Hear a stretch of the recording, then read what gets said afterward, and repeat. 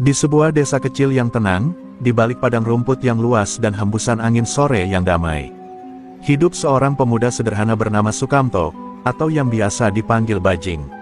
Setiap hari ia menggiring kambing, menatap langit, dan tersenyum meski hidupnya penuh hinaan. Bagi dunia, dia hanyalah tukang ngarit miskin tanpa masa depan. Tapi siapa sangka di balik kesederhanaannya, Sukamto menyimpan rahasia besar yang kelak membuat semua orang terdiam dan meneteskan air mata. Sebuah kisah tentang harga diri, cinta sejati, dan balasan dari kesabaran. Inilah kisah nyata kehidupan yang akan membuatmu ngarit jadi pewaris surga. Setiap manusia punya jalan hidupnya sendiri. Ada yang dilahirkan bergelimang harta, ada pula yang harus berjuang dari tanah dan peluh. Tapi, siapapun kita, Tuhan punya cara indah untuk membalikkan keadaan. Kisah ini bukan sekadar tentang kemiskinan dan kekayaan, tapi tentang harga diri, kesabaran, dan mukjizat dari hati yang tulus. Sukamto, seorang pemuda desa yang dijuluki Bajing, sering dihina karena hanya menggembala kambing. Namun tak ada yang tahu, bahwa di balik bajunya yang lusuh, tersimpan darah bangsawan dan warisan besar yang selama ini tersembunyi. Saat semua orang menertawakannya, ia justru menanam benih kesabaran. Dan ketika waktunya tiba, benih itu tumbuh menjadi pohon kemenangan yang membuat dunia bertekuk lutut di hadapannya. Inilah kisah yang akan mengajarkan kita, bahwa Tuhan tak pernah tidur, dan orang yang sabar tak akan selamanya di bawah.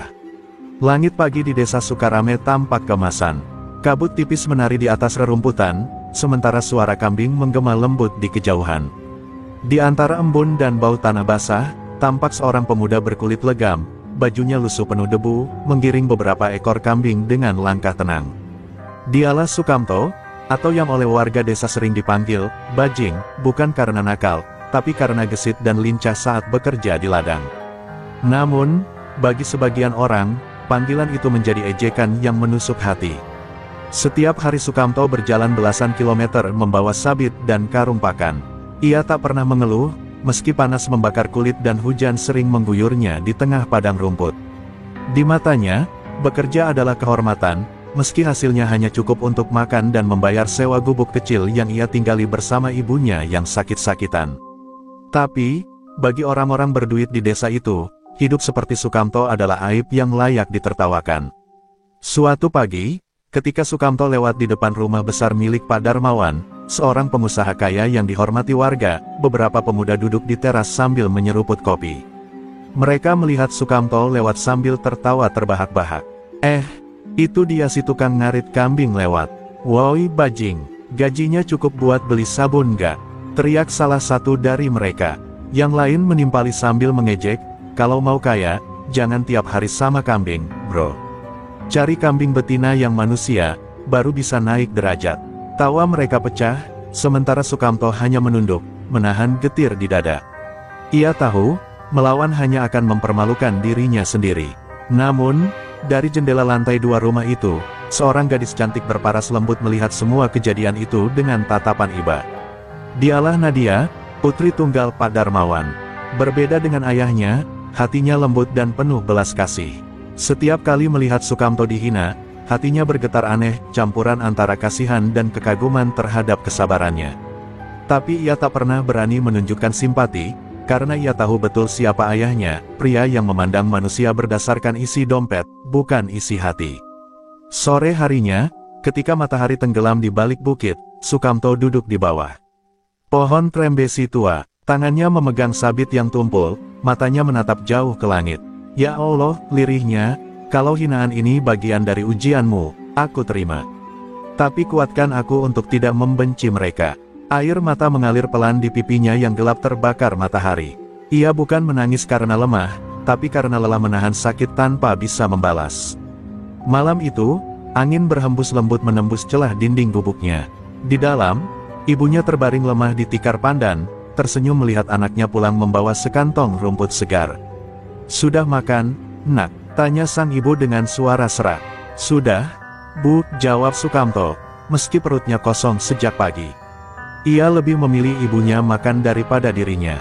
Dalam diam, ia berjanji, suatu hari nanti ibunya akan merasakan hidup yang layak, tidak lagi tidur di lantai dingin, tidak lagi makan seadanya. Namun, tak ada yang tahu, malam itu bintang bersinar sedikit lebih terang dari biasanya. Seolah langit sendiri menyaksikan tekad seorang anak desa yang kelak akan mengguncang dunia. Dan di balik sabit tumpul yang ia genggam, tersimpan takdir besar yang siap membalikkan semua hinaan menjadi kekaguman.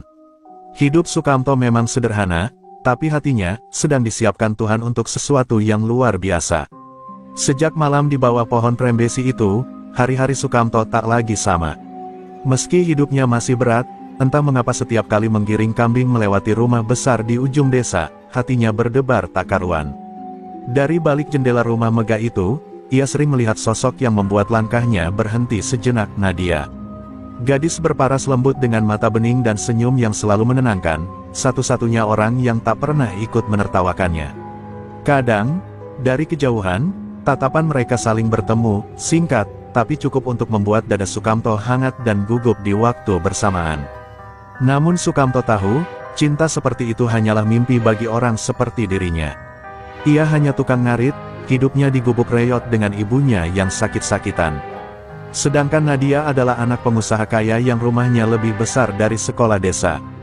Tapi meski logika berusaha memadamkan perasaan itu, hatinya terus menolak.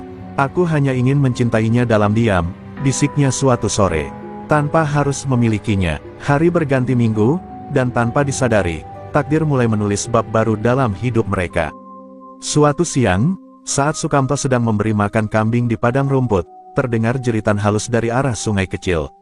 Dengan refleks ia berlari menuju sumber suara.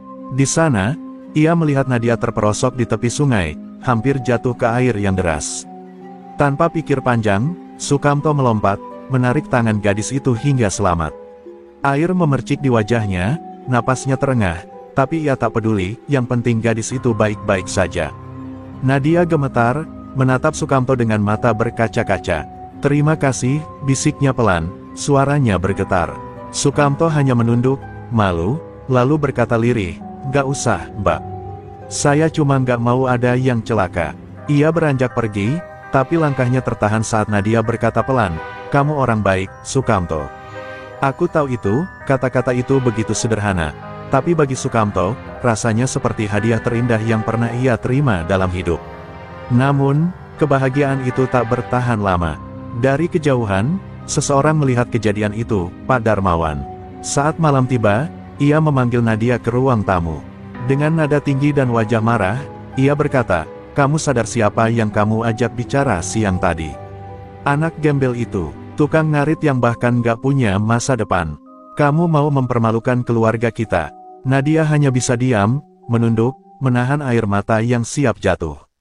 Sementara itu, Sukamto di gubuknya hanya bisa memandang langit malam, mencoba menghapus bayangan wajah Nadia dari pikirannya. Tapi semakin ia mencoba, semakin jelas senyum gadis itu muncul di benaknya.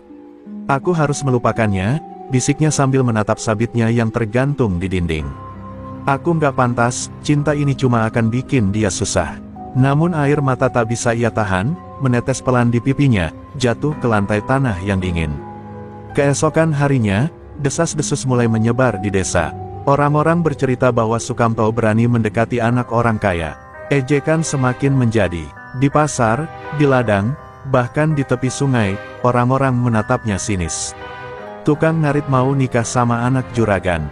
Mimpi kali," kata seorang wanita sambil tertawa. Sukamto hanya tersenyum kecut. Ia terbiasa dihina, tapi kali ini lukanya berbeda, karena hinaan itu menyangkut seseorang yang ia cintai dengan tulus. Dan di tengah hujan sore yang turun perlahan, Sukamto berdiri di bawah pohon trembesi tempat ia dulu bersumpah. Hatinya berkecamuk, antara menyerah atau melawan takdir. "Kalau cinta ini salah, biarlah aku menanggungnya sendiri," ujarnya lirih. Petir menyambar di kejauhan, angin berhembus kencang, seolah langit ikut merasakan gejolak hatinya. Ia belum tahu, badai yang lebih besar sedang menunggunya, badai yang akan mengubah hidupnya selamanya. Pagi itu, mentari bersinar lembut di atas desa Sukarame. Burung-burung berkicau seolah tak tahu ada badai besar yang akan menimpa hati seorang pemuda. Sukamto baru saja selesai memberi makan kambing saat seorang anak kecil berlari menghampirinya, membawa pesan dari rumah besar di ujung desa. "Mas Sukamto, Pak Darmawan manggil ke rumahnya. Katanya penting banget," ucap si bocah. Sukamto terdiam sejenak, hatinya berdebar keras. Ia tak pernah dipanggil oleh orang sekaya Pak Darmawan sebelumnya. Mungkin, ini tentang Nadia. Dengan baju terbaik yang ia punya, kemeja lusuh tapi bersih, Sukamto melangkah ke rumah besar itu. Setiap langkahnya berat, tapi di hatinya ada seberkas harapan kecil. Mungkin hari ini, ia bisa membuktikan kesungguhannya. Ia tidak punya harta, tapi ia punya hati yang tulus. Dan bagi Sukamto, cinta tidak diukur dari uang, melainkan dari keberanian untuk menjaga dan berjuang. Begitu tiba di halaman, ia disambut dengan tatapan sinis dari para pembantu dan penjaga. Salah satunya bahkan berbisik, tukang ngarit kok nekat masuk rumah juragan. Tapi Sukamto tak peduli, ia mengetuk pintu dengan sopan, lalu terdengar suara berat dari dalam, "Masuk." Ketika pintu terbuka, di sana duduk Pak Darmawan, mengenakan batik mahal, dengan wajah yang dingin dan sorot mata tajam seperti pisau. Di sampingnya berdiri Nadia, menunduk, tampak gugup dan gelisah. "Jadi, kamu yang namanya Sukamto?" "Iya." Suara Pak Darmawan merah, jawab Sukamto dengan sopan. Pak Darmawan menatapnya dari kepala hingga kaki, lalu tertawa kecil penuh ejekan. "Lucu juga, anak gembel sepertimu berani datang ke rumah ini. Kamu kira kamu siapa?" Sukamto menunduk, menahan malu. Tapi dengan tenang ia berkata, "Saya datang bukan untuk melawan, Pak. Saya hanya ingin bicara baik-baik, soal Nadia." Begitu nama putrinya disebut, wajah Pak Darmawan berubah merah padam. Ia bangkit dari kursinya, membanting cangkir di meja hingga pecah berkeping-keping. "Kamu berani sebut nama anak saya?" Suaranya menggema keras, membuat Nadia menjerit kecil. "Kamu pikir anak saya bisa kamu miliki cuma karena kamu pernah menolongnya di sungai? Dasar miskin, dasar tak tahu diri." Tangan Pak Darmawan menunjuk ke arah pintu. "Keluar dari rumah ini sebelum aku suruh orang menyeretmu keluar seperti anjing." Sukamto terdiam, matanya memanas, tapi ia menahan diri. Dalam dadanya berkecamuk amarah, malu, dan sedih bercampur jadi satu. "Saya memang miskin, Pak," ucapnya dengan suara bergetar, "tapi saya tidak pernah mencuri, tidak pernah menipu. Saya hanya mencintai putri Bapak dengan niat baik. Kalau cinta saya dianggap hina, saya akan pergi. Tapi suatu hari nanti, Tuhan akan tunjukkan siapa yang benar-benar hina." Suaranya rendah, tapi tegas, cukup membuat Nadia menatapnya dengan air mata yang mengalir tanpa henti. Namun belum sempat Sukamto melangkah keluar, salah satu penjaga rumah mendorongnya keras hingga jatuh ke tanah. Bajunya kotor, lututnya berdarah, tapi ia tetap berdiri dan menatap Pak Darmawan dengan mata yang penuh luka. Di luar, para tetangga yang penasaran sudah berkerumun. Mereka menyaksikan pemandangan memalukan itu. Sukamto diusir seperti sampah dari rumah orang kaya. Bisik-bisik dan tawa sinis terdengar dari segala arah. "Pantesan, mimpi jadi menantu juragan. Lihat tuh, tukang ngarit ngelamar anak orang kaya." Sukamto berjalan pergi tanpa menoleh. Hujan tiba-tiba turun deras, membasahi tubuhnya yang gemetar. Di bawah langit yang kelabu, ia melangkah menuju pohon trembesi tempat ia dulu bersumpah. Ia berlutut di tanah basah, tangannya mengepal, matanya menatap langit. "Ya Allah, kalau memang aku harus dihina seperti ini dulu, tak apa. Tapi tolong, jangan biarkan ibuku melihatku jatuh selema ini. Aku janji, suatu hari nanti, aku akan bangkit. Bukan untuk membalas, tapi untuk membuktikan bahwa hinaan mereka salah." Dan di balik guntur yang menggema di langit sore itu, seolah takdir mulai bergerak pelan. Langit menyimpan rahasia yang kelak akan mengguncang desa itu, rahasia besar yang selama ini tertidur bersama nama Sukamto alias Bajing. Hujan belum juga reda malam itu. Langit menangis seperti ikut merasakan perih di dada Sukamto. Bajunya basah kuyup, wajahnya pucat, dan langkahnya gemetar menapaki jalan tanah menuju pohon trembesi, saksi bisu dari setiap luka dan doa yang ia bisikkan selama ini. Di bawah rintik air dan gemuruh petir, Sukamto berlutut, menunduk dalam, lalu menengadahkan tangan ke langit. "Tuhan, kalau memang aku tidak pantas dicintai, ajarkan aku cara mencintai tanpa melukai. Tapi jangan biarkan mereka terus menginjak harga diriku seperti tanah." Suaranya lirih tapi menggema di tengah hujan deras yang mengguyur bumi. Tubuhnya menggigil, tapi air mata tetap mengalir bercampur hujan. Ia menatap sabit tua di sampingnya, satu-satunya benda warisan dari ayahnya yang sudah lama tiada. "Bapak, kalau Bapak masih hidup, mungkin Bapak tahu rasanya jadi bahan ejekan. Tapi aku janji, Pak, aku nggak akan terus seperti ini. Aku akan buktikan kalau anak gembel pun bisa berdiri sejajar dengan mereka yang menertawakan aku hari ini. Suaranya pecah, tangannya mengepal erat, seolah sedang menggenggam takdir yang belum sempat ia perjuangkan. Sementara itu, dari balik pohon di kejauhan, Nadia berdiri diam, tubuhnya basah kuyup. Ia diam-diam mengikuti Sukamto sejak ia diusir dari rumah. Matanya merah karena menangis, dadanya sesak melihat pemuda yang ia kagumi begitu hancur. Tapi langkahnya tak mampu maju. Ia hanya bisa menatap dari jauh, menahan suara tangis agar tak terdengar. "Maafkan aku, Sukamto," bisiknya lirih. "Aku ingin membelamu, tapi aku tak punya kuasa apa-apa di rumah itu." Lalu ia pun pergi, meninggalkan jejak air mata yang menyatu dengan air hujan di tanah. Ketika malam makin larut, Sukamto pulang ke gubuknya dengan tubuh menggigil. Di sana, ibunya sudah menunggu dengan wajah khawatir. "Kamu dari mana, Nak? Badanmu basah begini?" tanya sang ibu dengan suara lemah. Sukamto hanya tersenyum, menutupi luka yang membakar dadanya. "Nggak apa-apa, Bu, tadi cuma kehujanan di ladang." Ia tak sanggup menceritakan penghinaan yang baru saja ia terima. Ia tahu, hatinya sudah cukup sakit, dan ia tak ingin ibunya ikut merasakannya. Malam itu, setelah ibunya tertidur, Sukamto duduk di depan pintu gubuk, menatap langit yang mulai cerah. Di antara sisa hujan, satu bintang tampak paling terang. "Mungkin itu tanda darimu, ya, Tuhan," gumamnya pelan. "Tanda kalau aku harus kuat, meski dunia memunggungiku."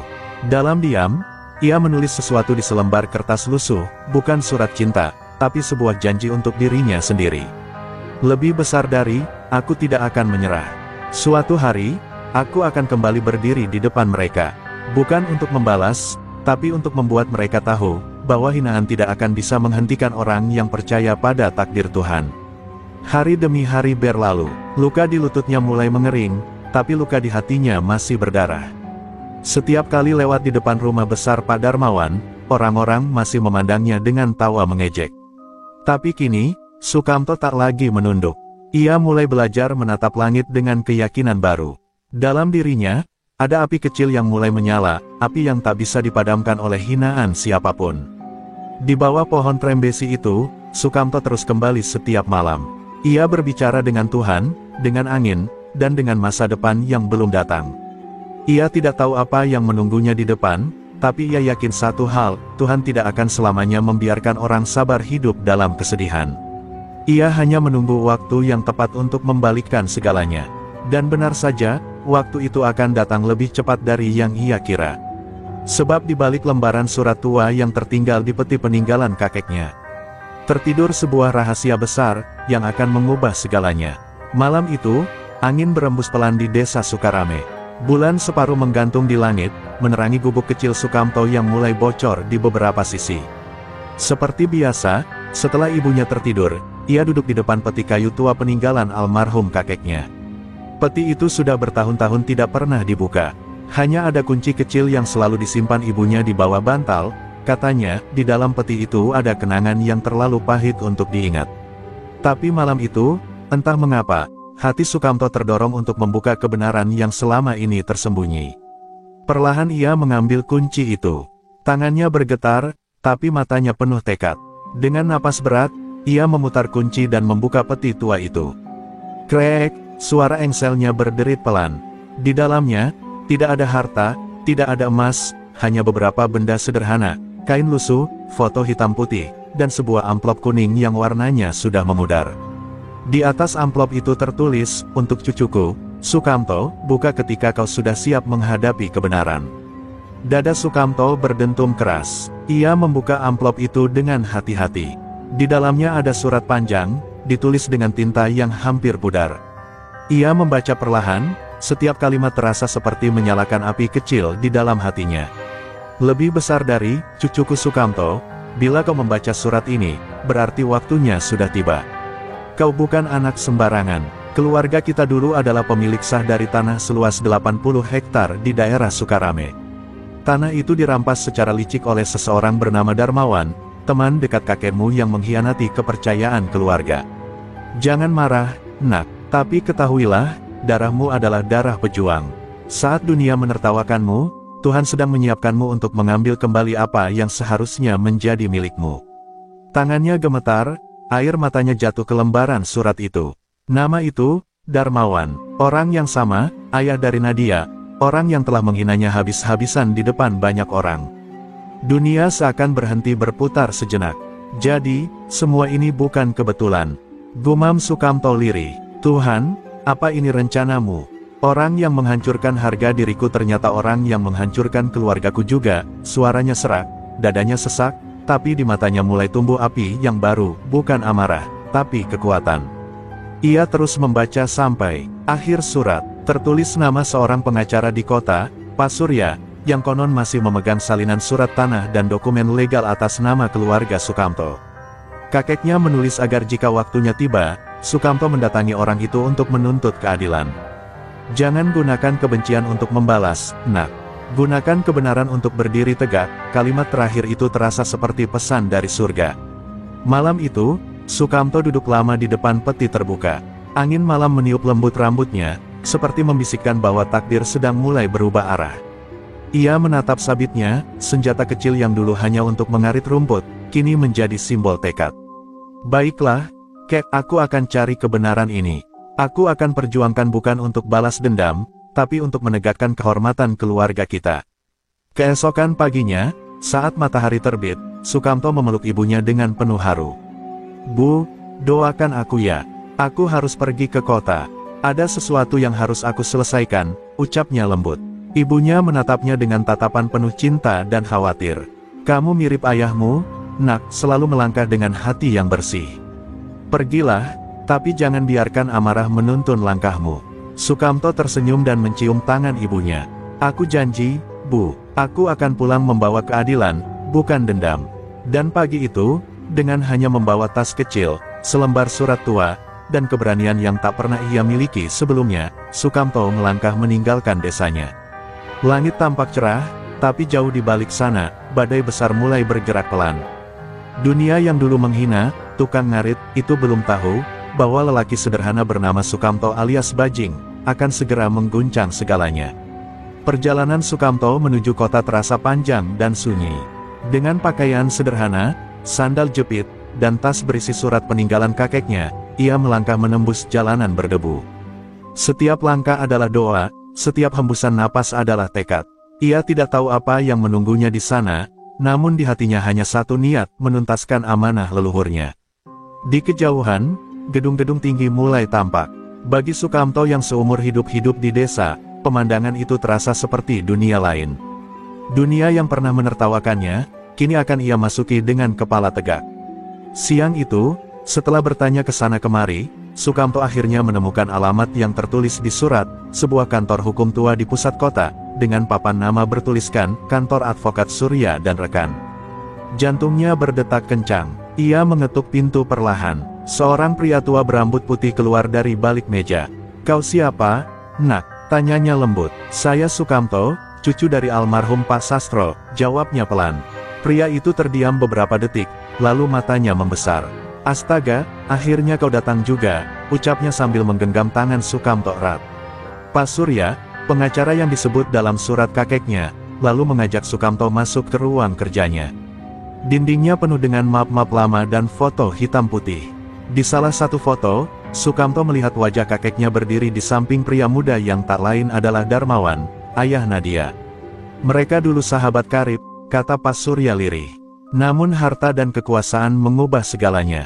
Ia lalu membuka laci dan mengeluarkan map coklat tebal bertuliskan, kepemilikan tanah Sukarame. Sukamto menatap map itu seolah menatap masa depan. Pak Surya melanjutkan, selama bertahun-tahun aku menyimpan ini atas permintaan kakekmu. Ia tahu suatu hari cucunya akan datang menuntut kebenaran. Semua bukti di sini lengkap, surat tanah, akta waris, bahkan foto-foto dan saksi hukum. Air mata Sukamto mengalir deras tanpa bisa ia tahan. Jadi benar, keluarga kami dirampas secara kejam, katanya dengan suara bergetar. Pak Surya mengangguk pelan. Ya, nak, tapi kebenaran butuh waktu untuk bersinar. Kini waktumu telah tiba. Namun Pak Surya tidak berhenti di situ. Ia membuka laci lain dan menunjukkan selembar dokumen baru. Beberapa bulan lalu, Darmawan hampir kehilangan seluruh perusahaannya karena korupsi dan utang. Ia tidak tahu, sebagian tanah yang ia gadaikan sebenarnya masih atas nama keluargamu. Sukamto tertegun. Jadi, tanpa sadar dia sendiri sedang menjerumuskan dirinya. Tanya Sukamto. Pak Surya tersenyum tipis. Tuhan punya cara paling indah untuk menegakkan keadilan, nak. Hari itu, Sukamto menandatangani beberapa berkas legal, menegaskan identitasnya sebagai pewaris sah tanah Sukarame. Hatinya campur aduk, antara haru, marah, dan tak percaya. Aku tidak ingin membalas dendam, Pak. Aku hanya ingin kebenaran berdiri, ucapnya tegas. Pak Surya menatapnya bangga. Kau benar-benar cucu sastro, lelaki yang hatinya lebih mulia dari emas. Sore menjelang malam, Sukamto berjalan di taman kota. Ia menatap langit jingga dengan perasaan yang sulit dijelaskan. Tuhan, dulu aku dihina karena kemiskinan. Tapi ternyata engkau hanya menundaku untuk membuktikan bahwa kemuliaan bukan dari harta, tapi dari kebenaran. Air matanya jatuh tanpa suara. Di tangannya, ia menggenggam erat map coklat warisan keluarganya, simbol perubahan takdir yang akan mengguncang banyak orang. Dan di tempat lain, di rumah mewah keluarga Darmawan, seorang asisten datang tergopoh-gopoh sambil membawa surat panggilan hukum. Darmawan yang tengah duduk santai membaca koran tiba-tiba menegang. Matanya membulat saat membaca nama penggugat yang tertera di sana. Sukamto bin Surono alias Bajing. Surat itu terjatuh dari tangannya. Dunia seolah berhenti berputar. Tidak mungkin, anak kampung itu. Gumamnya dengan wajah pucat pasi. Kabar itu datang begitu cepat. Dalam waktu kurang dari seminggu, seluruh proses hukum selesai. Semua bukti kepemilikan sah tanah dan saham perusahaan telah diverifikasi. Nama Sukamto bin Surono alias Bajing kini resmi tercatat sebagai pemegang saham mayoritas PT Dharma Raya Corp, perusahaan besar yang selama ini dipimpin oleh Darmawan, pria yang pernah menghina dan merendahkannya habis-habisan. Dunia seolah berputar terlalu cepat. Lelaki yang dulu hanya dikenal sebagai tukang ngarit kambing, kini dipanggil Tuan Sukamto oleh para pengacara dan investor. Hari itu, mobil hitam mewah menjemputnya di depan rumah kontrakan kecil tempat ia menginap sementara di kota. Ia bahkan masih canggung mengenakan jas yang baru dibelikan oleh Pak Surya. Saya tidak terbiasa berpakaian seperti ini, Pak, katanya pelan. Pak Surya hanya tersenyum. Kau bukan lagi hanya tukang ngarit, nak. Tapi ingat, tetaplah jadi Sukamto yang dulu. Kesederhanaanmu adalah mahkota. Sukamto menatap bayangannya di kaca mobil, antara percaya dan tidak. Tuhan, apa ini benar-benar terjadi? Gumamnya lirih. Sesampainya di gedung tinggi menjulang milik Dharma Raya Corp, semua mata tertuju padanya. Para karyawan berbisik-bisik, sebagian tak percaya. Itu kan orang kampung yang dulu dihina Pak Darmawan di depan banyak orang. Bisik seorang staf Hari, tapi katanya sekarang dia pemilik saham terbesar, loh. Sahut yang lain dengan nada takjub. Di tengah tatapan heran itu, Sukamto melangkah tenang, meski di dadanya jantung berdebar kencang. Ia tahu, hari ini adalah hari pembalikan takdir. Rapat darurat Dewan Direksi dimulai. Darmawan duduk di ujung meja besar berlapis kaca, wajahnya pucat namun berusaha tenang. Saat pintu terbuka, semua kepala menoleh. Dan di sana, berdiri Sukamto dengan jas hitam dan map di tangannya. Ruangan langsung hening. Darmawan terperangah, matanya seperti tak percaya melihat lelaki yang dulu ia hina kini melangkah dengan wibawa seorang pemimpin. Kau, Sukamto, suaranya parau. Sukamto menatapnya datar, lalu menjawab, bukan lagi Sukamto si tukang ngarit, Pak Darmawan. Sekarang, saya, pemegang saham utama perusahaan ini. Ruangan meledak dengan bisikan kaget. Para direktur saling pandang. Sukamto lalu meletakkan map berisi dokumen legal di atas meja. Saya tidak datang untuk mempermalukan siapapun, katanya tenang. Saya hanya ingin meluruskan kebenaran. Tanah dan aset yang digunakan untuk membangun perusahaan ini berasal dari keluarga saya. Tapi selama ini, semuanya diambil secara tidak adil. Sekarang saya hanya ingin memastikan bahwa perusahaan ini berjalan dengan bersih, tanpa kebohongan. Kalimat itu menamparkan hati semua yang hadir. Bahkan Darmawan hanya bisa menunduk, tanpa kata. Beberapa detik yang sunyi terasa seperti abadi. Lalu, dengan suara berat, Darmawan berkata lirih, ternyata, dunia ini memang berputar, Sukamto. Aku yang dulu menghina, kini harus menunduk padamu. Sukamto menatapnya, tapi tanpa dendam di matanya. Saya tidak ingin Bapak menunduk. Saya hanya ingin Bapak belajar bahwa merendahkan orang kecil tidak akan pernah membuat kita tinggi. Ucapannya disambut hening panjang, diikuti tepuk tangan pelan dari para direksi yang kagum pada kebesaran hatinya. Setelah rapat berakhir, Darmawan berjalan menghampiri Sukamto. Dengan suara parau, ia berkata, "Aku salah besar, Nak. Maafkan aku buta karena keserakahan." Sukamto menepuk bahunya lembut. "Tidak ada yang sempurna, Pak. Kadang Tuhan harus menjatuhkan kita agar kita sadar, bahwa kekuasaan bukanlah segalanya." Air mata menetes di pipi Darmawan, bukan karena kalah, tapi karena malu dan tersentuh oleh ketulusan anak muda yang dulu ia hina. Sore itu, Sukamto berdiri di balkon lantai tertinggi gedung perusahaannya, menatap kota yang berkilau di bawah langit senja. Dari gubuk reot ke kursi direksi, semua terjadi bukan karena keberuntungan, tapi karena takdir dan kejujuran. Angin menerpa wajahnya lembut. "Aku akan gunakan semua ini untuk membantu orang-orang kecil seperti diriku dulu," katanya pelan. Dan di kejauhan, matahari tenggelam dengan indah, seolah menyambut kelahiran sosok baru, Sukamto alias Bajing, si pewaris kebenaran. Kabar tentang perubahan nasib Sukamto menyebar secepat angin. Dalam hitungan hari, desa Sukarame yang dulu sunyi kini ramai oleh bisik-bisik dan rasa tak percaya. "Mas Bajing sekarang jadi orang besar, pemilik perusahaan kota," teriak seorang ibu di pasar. "Ah, yang benar, bukannya dia dulu cuma tukang ngarit kambing?" sahut yang lain dengan wajah tercengang. Semua orang yang dulu menertawakan dan meremehkan Sukamto kini tak berani menatap matanya bila namanya disebut. Pagi itu, iring-iringan mobil hitam memasuki desa. Debu jalanan berterbangan, anak-anak berlari mengikuti, sementara para tetua desa berdiri di pinggir jalan dengan wajah heran. Dari mobil paling depan, turunlah Sukamto dengan senyum tenang dan pakaian sederhana. Tak ada jas mahal, tak ada cincin berlian, hanya kemeja putih dan sandal kulit biasa. Wajahnya bersinar, bukan karena kekayaan, tapi karena kedamaian batin yang terpancar kuat. Ibunya yang renta segera keluar dari rumah sambil berurai air mata. "Nak, kau benar-benar anak ibu," katanya gemetar. Sukamto langsung memeluk ibunya erat. "Iya, Bu, ini Sukamto, anak yang dulu ibu doakan di setiap sujud." Tangisan haru pecah di antara mereka. Orang-orang desa yang menonton ikut terdiam, beberapa bahkan menunduk malu, mengingat betapa kejamnya mereka dulu menertawakan keluarga itu. Namun yang membuat semua terkejut bukanlah kedatangan Sukamto, melainkan apa yang ia lakukan selanjutnya. Bukannya membanggakan kekayaan, ia justru mengumumkan sesuatu yang membuat seluruh warga menangis.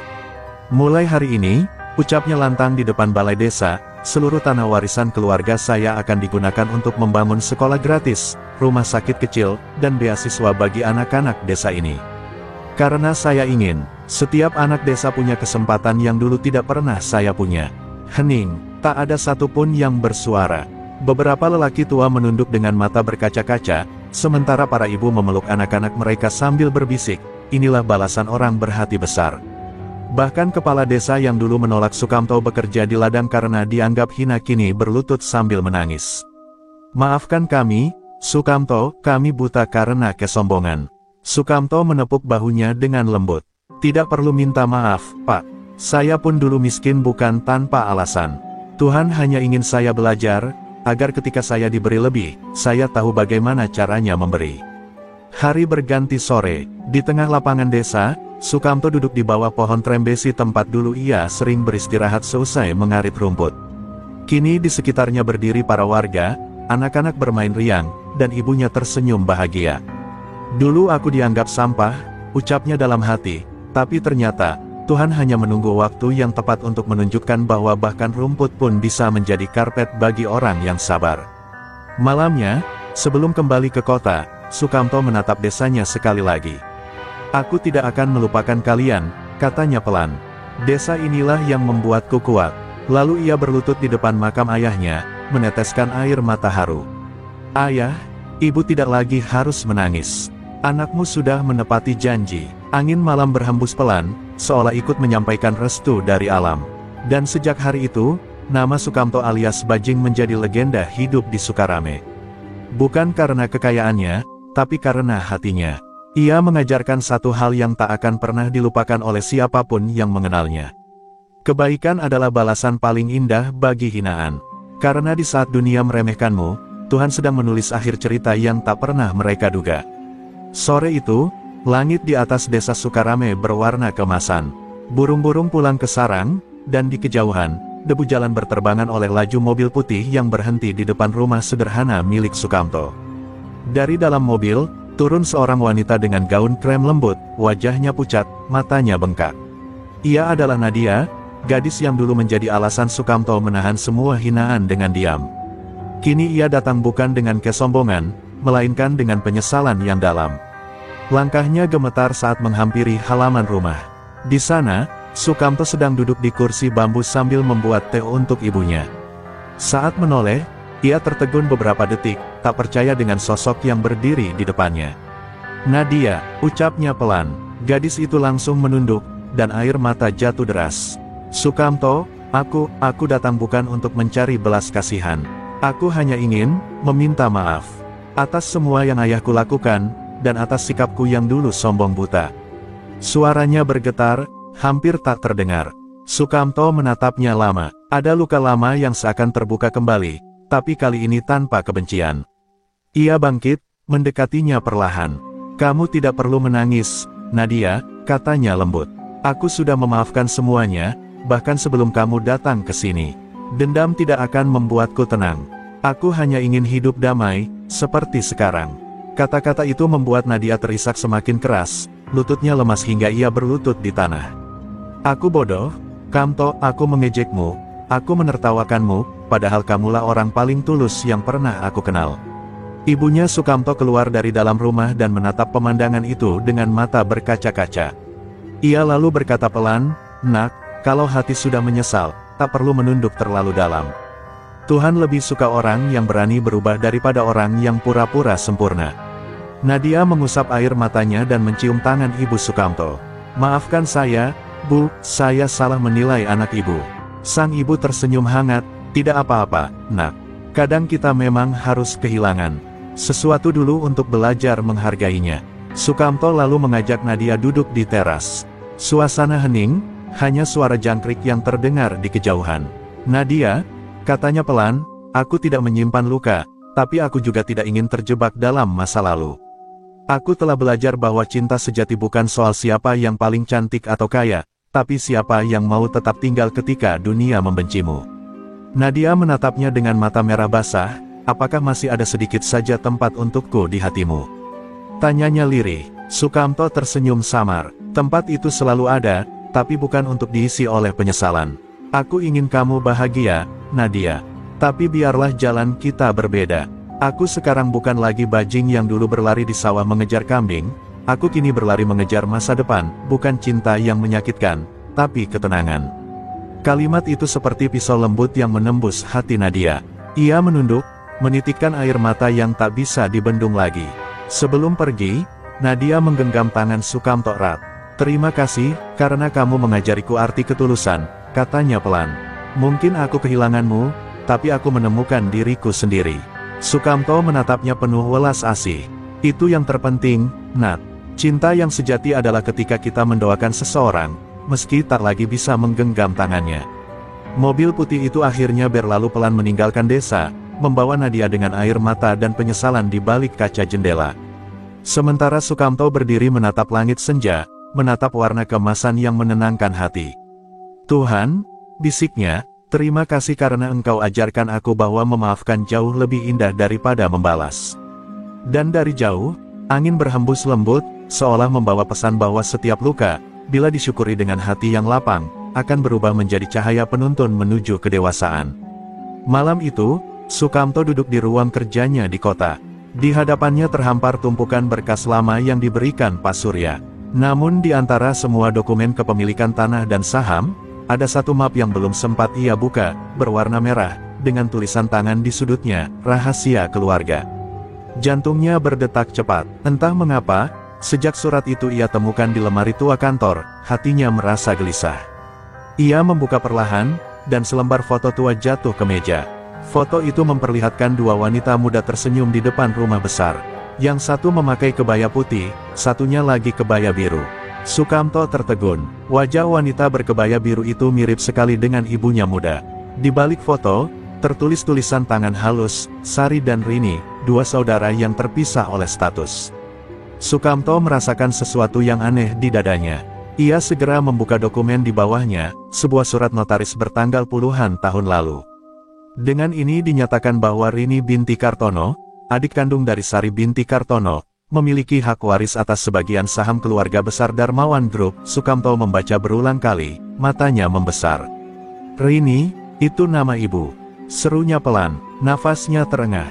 Dunia seperti berputar. Jadi, selama ini ibunya bukan orang luar, bukan orang miskin yang kebetulan menikah dengan ayahnya, melainkan adik kandung dari istri pertama pendiri perusahaan besar itu, yang tak lain adalah keluarga Darmawan sendiri. Air matanya menetes di atas surat tua itu. Ya Tuhan, berarti selama ini ibu diusir oleh keluarganya sendiri. Gumamnya getir. Ia lalu menelusuri isi dokumen berikutnya, sebuah surat pribadi dari pendiri perusahaan, Tuan Kartono, yang menulis sebelum wafat. Lebih besar dari, jika suatu hari cucuku yang lahir dari darah Rini menemukan surat ini, ketahuilah, engkaulah ahli waris utama. Aku menyesal telah membiarkan keluargaku memperlakukan ibumu dengan hina. Ia perempuan paling tulus yang pernah kucintai seperti anak sendiri. Sukamto terdiam lama. Bayangan masa lalu terputar di kepalanya, bagaimana ibunya dulu sering menatap jauh ke sawah setiap malam, menahan air mata, tapi selalu berkata, ibu tidak menyesal, nak. Yang penting kamu tumbuh jadi orang baik. Kini semuanya masuk akal. Ibunya bukan orang sembarangan, ia hanya memilih meninggalkan dunia mewah yang penuh kepalsuan, demi menjaga harga diri dan ketenangan. Keesokan harinya, Sukamto menemui Pak Surya. Dengan wajah terkejut, pengacara tua itu membenarkan semuanya. Ya, nak, Ibunda Rini memang adik dari almarhumah Sari, istri pertama Tuan Kartono. Setelah pernikahan itu retak karena perebutan warisan, keluarga besar mengusir Rini, yang menolak tunduk pada keserakahan. Tak ada yang tahu kalau ia membawa anak kecil bersamanya, anak itu adalah kamu. Suara Pak Surya bergetar saat mengucapkannya. Sukamto menatap langit-langit ruangan, menahan haru yang membuncah. Jadi, selama ini, ibu menanggung semua penghinaan bukan karena ia lemah, tapi karena melindungi nama keluarga. Air matanya jatuh. Ia menggenggam surat itu dengan kuat. Kalau begitu, aku akan tegakkan nama ibu. Dunia harus tahu siapa dia sebenarnya. Tekadnya membara, bukan karena ambisi, melainkan karena cinta dan penghargaan pada pengorbanan seorang ibu yang luar biasa. Malamnya, Sukamto pulang ke desa. Ia bersimpuh di depan ibunya yang tengah duduk menenun. Bu, katanya dengan suara parau. Aku tahu semuanya sekarang. Tentang siapa ibu sebenarnya. Sang ibu terdiam, lalu menatap lembut. Kau tahu, nak, aku hanya ingin kamu hidup jujur, bukan hidup di atas nama besar. Sukamto menggenggam tangan ibunya erat.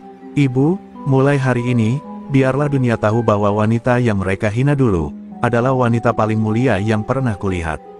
Dan di malam yang sunyi itu, pelukan keduanya seolah memecah seluruh luka masa lalu, menyatukan kembali kisah yang dulu dipisahkan oleh keserakahan. Pagi itu, kantor pusat Darmawan Group mendadak tegang. Para karyawan berbisik-bisik, wartawan berkerumun di lobi. Di layar televisi kantor, terpampang berita mengejutkan. Direktur Utama Darmawan Group, Pak Darmawan, resmi ditetapkan sebagai tersangka atas kasus penggelapan tanah dan manipulasi aset perusahaan. Sontak seluruh ruangan gempar. Mereka yang dulu menyanjungnya kini hanya bisa menatap ngeri. Dunia seolah berbalik dalam sekejap. Sukamto berdiri di balkon lantai atas gedung yang dulu tidak berani ia dekati. Angin kota berhembus pelan, membelai wajahnya. Di tangannya, ia menggenggam map berisi bukti lengkap kejahatan Pak Darmawan, semua diserahkan oleh auditor internal yang diam-diam simpati padanya. Ia tidak tersenyum, tidak pula bersorak. Hanya diam, karena ia tahu ini bukan tentang balas dendam. Ini tentang kebenaran yang akhirnya menampakkan diri setelah sekian lama dikubur oleh keserakahan. Di sisi lain ruangan, Pak Darmawan terduduk lemas. Rambutnya acak-acakan, wajahnya pucat. Ini, tidak mungkin. Aku tidak mencuri, aku hanya melanjutkan bisnis keluarga. Teriaknya dengan suara bergetar, ketika polisi membacakan surat penahanan. Namun, semua bukti telah berbicara. Rekening siluman, tanah warga yang digelapkan, dan tanda tangan palsu yang dulu ia buat untuk menyingkirkan keluarga Rini, semuanya terbongkar. Sukamto melangkah pelan menghampiri pria yang dulu menghina dan menendangnya dari rumah gadis yang ia cintai. "Pak Darmawan," ucapnya tenang, "dulu Bapak bilang saya tak pantas berdiri di depan keluarga besar Darmawan. Tapi lihatlah, siapa yang benar-benar menjaga nama keluarga ini." Suaranya dalam, namun tak mengandung amarah. Ia hanya menatap dengan mata yang jujur, mata seorang anak desa yang kini berdiri di atas kebenaran. Pak Darmawan menunduk, tubuhnya gemetar. "Kau, cucu Rini." "Tidak mungkin," bisiknya nyaris tak terdengar. Sukamto mengangguk pelan. "Ibu saya, adik dari istri pertama pendiri perusahaan ini. Bapak mengusir darah sendiri dari rumahnya sendiri." Kata-kata itu menusuk lebih dalam dari pedang manapun. Tangis kecil pecah dari sudut ruangan, beberapa pegawai perempuan terisak, tak menyangka kebenaran sepahit itu terungkap di hadapan mereka. Sore hari, berita kejatuhan Pak Darmawan menyebar ke seluruh negeri. Wartawan menyebut nama Sukamto Rini Kartono, ahli waris sah yang selama ini hidup sederhana sebagai tukang ngarit kambing. Dunia terkejut. Dari gubuk reyot di desa kecil, kini ia berdiri sebagai pewaris utama yang bersih dari dosa keluarga masa lalu. Orang-orang desa yang dulu menertawakannya kini menangis haru saat melihat wajahnya di televisi nasional. Namun, alih-alih merayakan kemenangan, Sukamto memilih kembali ke rumah ibunya malam itu. Di bawah cahaya lampu minyak, ia berkata pelan, "Bu, kebenaran akhirnya berpihak pada kita." Sang ibu tersenyum lembut, matanya berkaca-kaca. "Nak, ingatlah, keadilan Tuhan memang tidak pernah datang cepat, tapi ia tak pernah lupa." Kalimat itu membuat Sukamto menunduk dan mencium tangan ibunya dengan penuh hormat. Keesokan paginya, Sukamto menolak duduk di kursi direksi. Ia hanya meminta satu hal kepada Dewan Perusahaan, agar semua aset yang digelapkan dikembalikan untuk membantu rakyat desa yang menjadi korban. "Harta ini bukan milik saya, tapi milik mereka yang dulu diperas oleh keserakahan," katanya tegas. Dan dengan itu, nama Sukamto alias Bajing bukan hanya dikenal sebagai pewaris sah, tetapi juga sebagai simbol keadilan yang lahir dari kesederhanaan. Beberapa minggu setelah kasus besar itu mencuat, nama Pak Darmawan hilang dari dunia bisnis. Rumah mewahnya disita, rekeningnya dibekukan, dan ia kini tinggal di rumah kontrakan sederhana di pinggiran kota bersama istrinya yang sakit-sakitan. Dunia benar-benar berbalik. Orang-orang yang dulu menyanjung, kini pura-pura tak mengenal. Setiap malam, Pak Darmawan menatap kosong keluar jendela, tenggelam dalam rasa bersalah yang tak berujung. Suatu pagi, suara ketukan pintu membuatnya tersentak. Ketika ia membuka, sosok yang tak pernah ia bayangkan berdiri di sana. Sukamto, berpakaian sederhana namun berwibawa, membawa 2 kantong sembako dan selembar amplop. "Pagi, Pak," ucapnya lembut. Pak Darmawan tertegun, tak bisa berkata apa-apa. Wajahnya pucat, matanya berkaca-kaca. "Kenapa kau datang ke sini?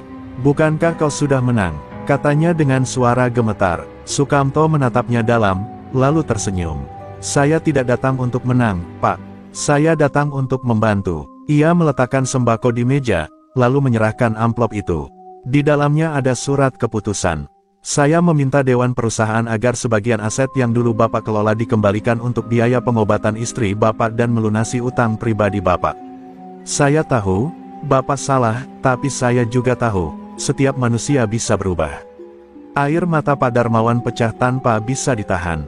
Ia terisak di depan Sukamto, lututnya lemas. "Kau masih mau menolong orang yang pernah menghina ibumu, yang pernah menyebutmu tak pantas?"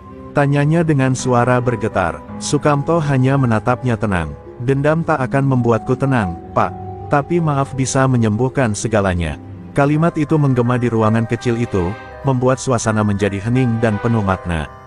Tak lama kemudian, Nadia datang dari dapur, wajahnya juga berubah, bukan lagi gadis sombong, tapi seorang wanita yang menyesali semua. Melihat Sukamto, air matanya langsung jatuh. "Mas Sukamto, aku tidak pantas menatapmu." Sukamto tersenyum tipis. "Tidak apa-apa, Nadia, semua orang punya masa lalu. Yang penting, sekarang kita tahu bagaimana memperbaikinya."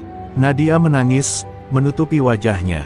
Dalam tangis itu, ada rasa lega karena luka lama akhirnya terobati oleh ketulusan yang tak terduga. Beberapa hari kemudian, kabar kebaikan Sukamto menyebar luas.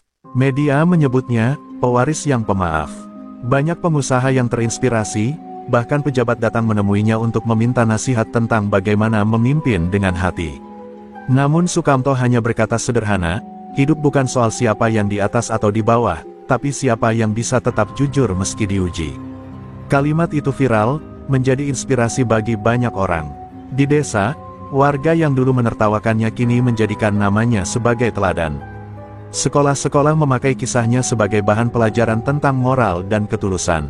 Sukamto tetap sederhana, tetap menggembala kambing saat pulang ke desa, tetap menyapa semua orang tanpa membeda-bedakan.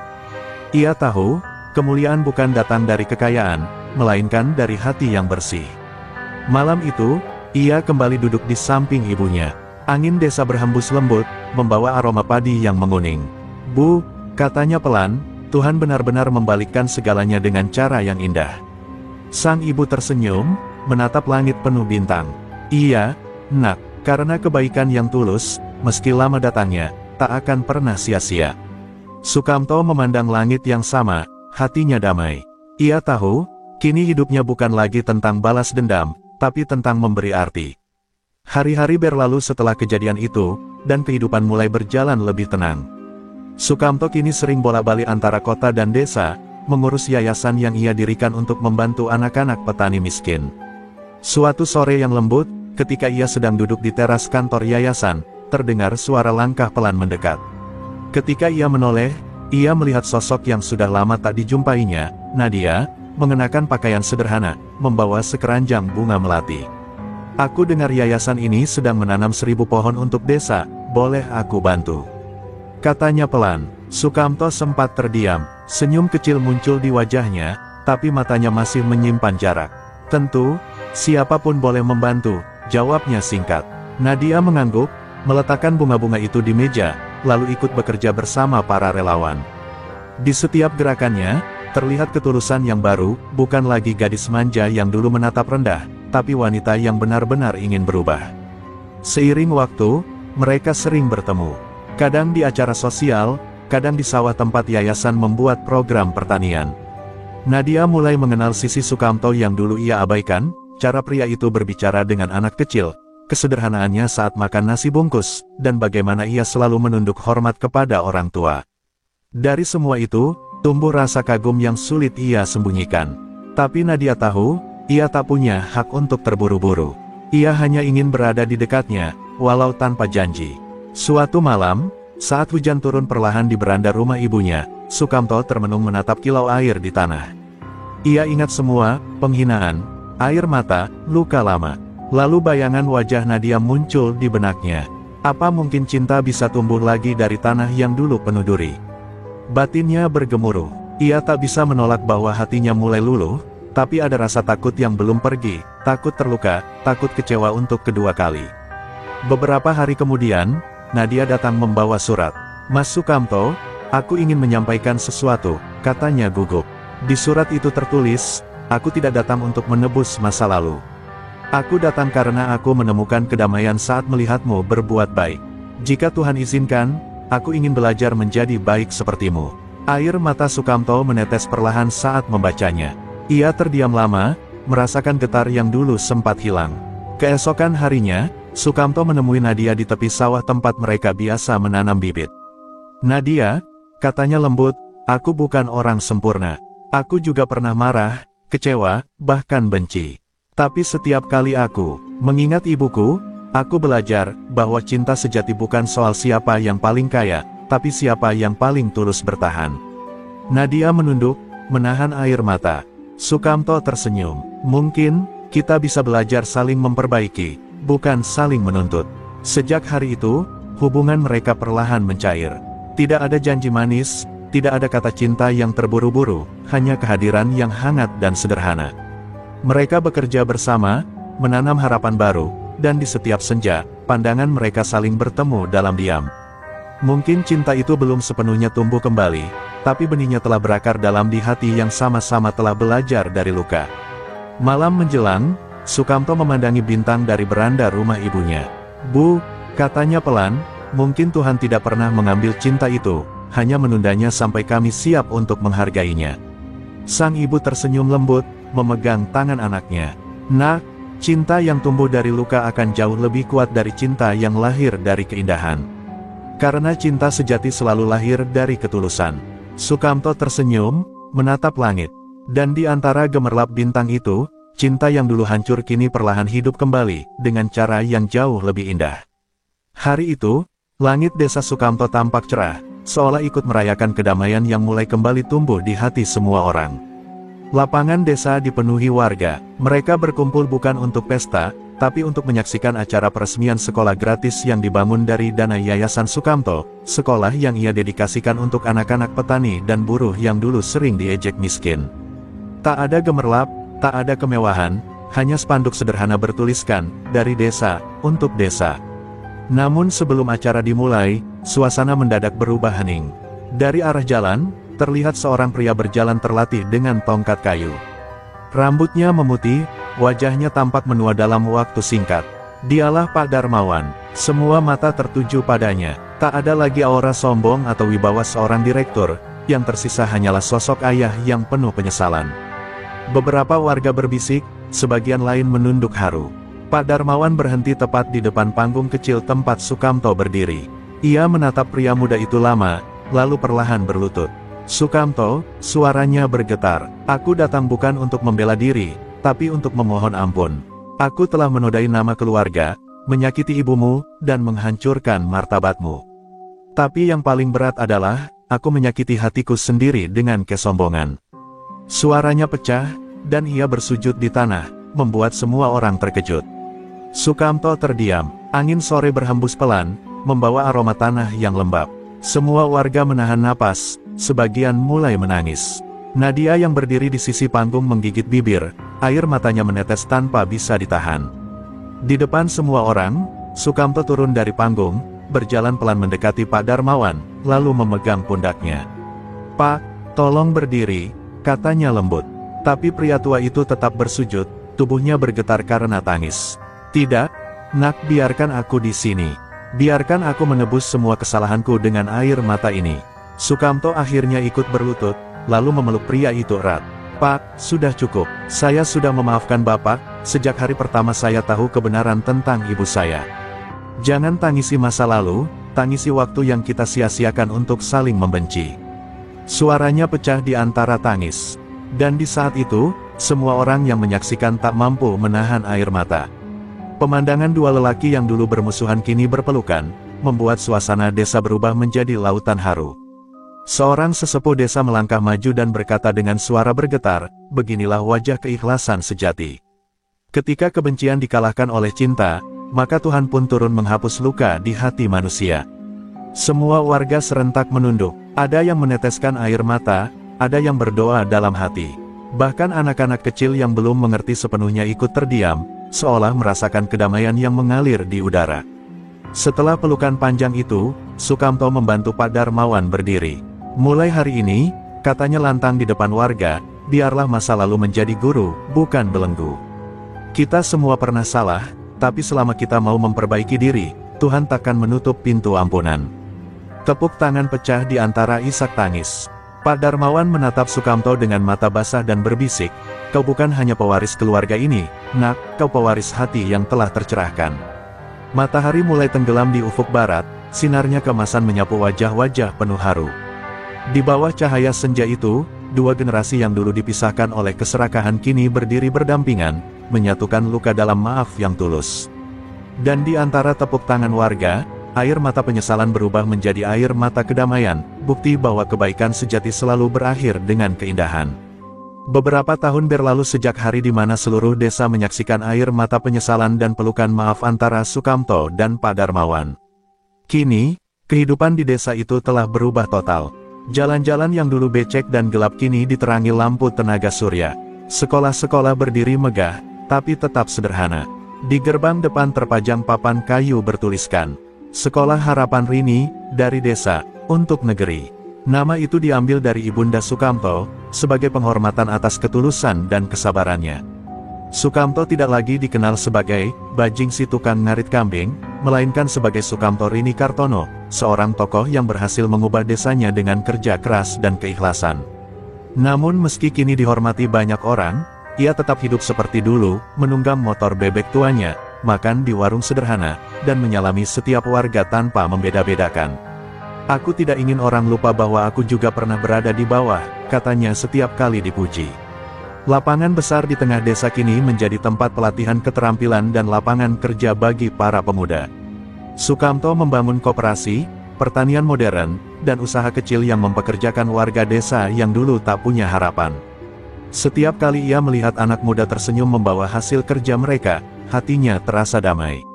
Inilah kebahagiaan sejati, ucapnya kepada ibunya, yang kini menikmati masa tua dengan senyum tenang.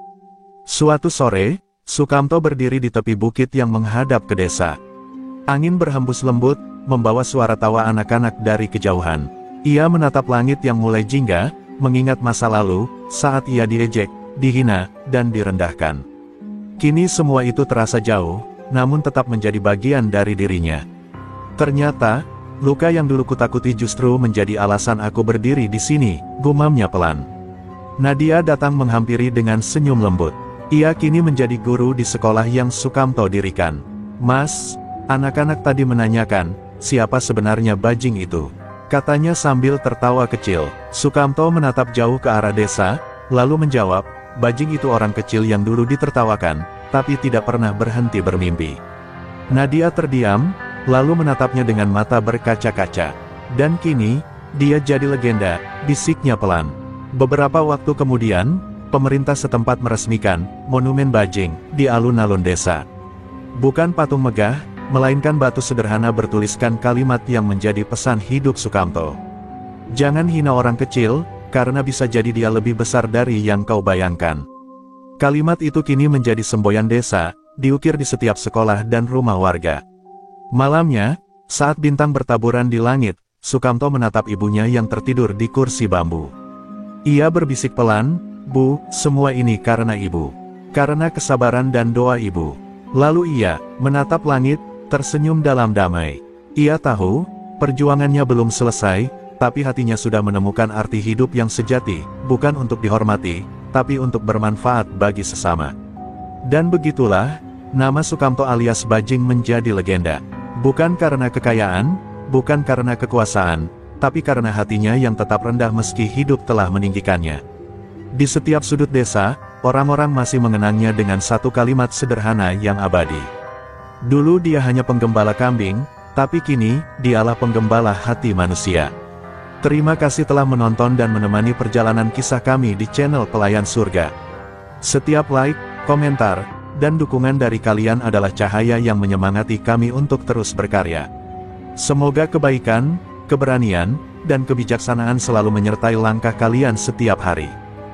Jangan lupa terus dukung channel Pelayan Surga dengan like, komentar, dan subscribe, agar kita bisa terus menghadirkan cerita inspiratif, penuh aksi, dan pelajaran hidup yang berharga. Semoga setiap kisah yang kami bagikan membawa manfaat, motivasi, dan kebahagiaan bagi kalian semua. Doa terbaik kami untuk kalian, semoga Allah Subhanahu wa Ta'ala senantiasa melindungi, memberkahi, dan menuntun setiap langkah kalian menuju kebahagiaan, keselamatan, dan kesuksesan. Tetaplah berani, tetaplah beriman, dan terus sebarkan kebaikan dimanapun kalian berada.